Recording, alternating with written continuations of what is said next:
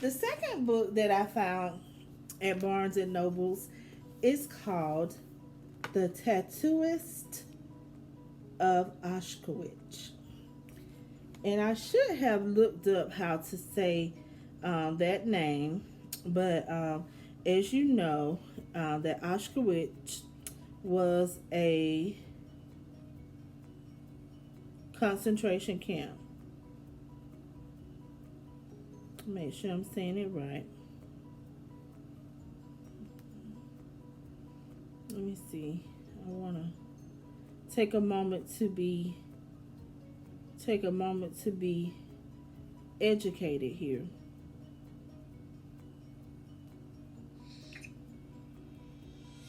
In the world is this commercial? Are you cheating on me?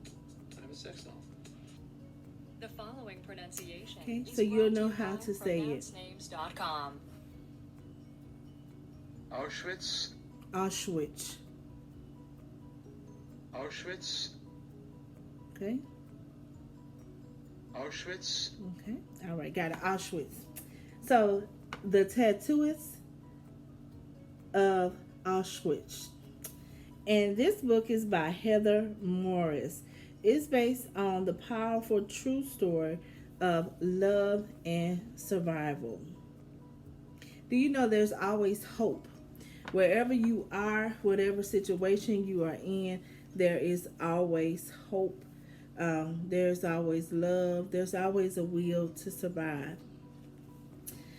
Now, previously, I have read the book Night, and I remember one night reading it in high school.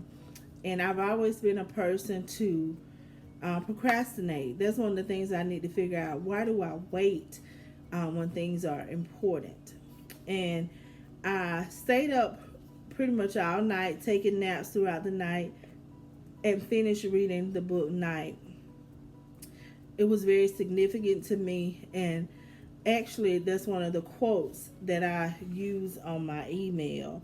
And the artist, I think his name is Elie Wiesel. I'm probably saying it incorrectly, but I say it with all respect to the person who has passed away, and his name is Elie Wiesel. But I want to share with you, like since you're hanging out with me, right? Let me share with you one of the quotes that I have on my email. It's by Elie Wiesel. It says, and then I explained to him how naive we were, that the world did know and remained silent.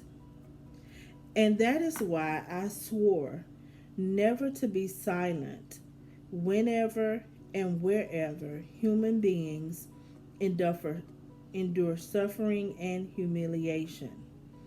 We must always take sides. Neutrality helps the oppressor, never the victim. Silence encourages the tormentor, never the tormented. Sometimes we must interfere. When human lives are endangered, when human dignity is in jeopardy, national borders and sensitivities become irrelevant. Wherever men or women are persecuted because of their race, religion, or political views, that place must, at that moment, become the center of the universe.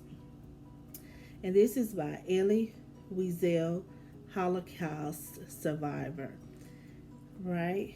And I put that on the bottom of all of my emails because I love that. And it reminds us of the times that are going on now, to just acknowledge and to give space for everything that's going on in our world right now.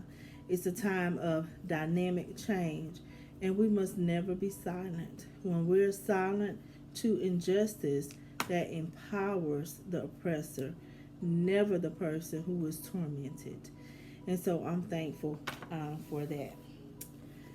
So I have not started reading The Tattooist of Auschwitz. However, um, I know that this is based on an interview with the person who actually tattooed individuals who were interned at the concentration camps.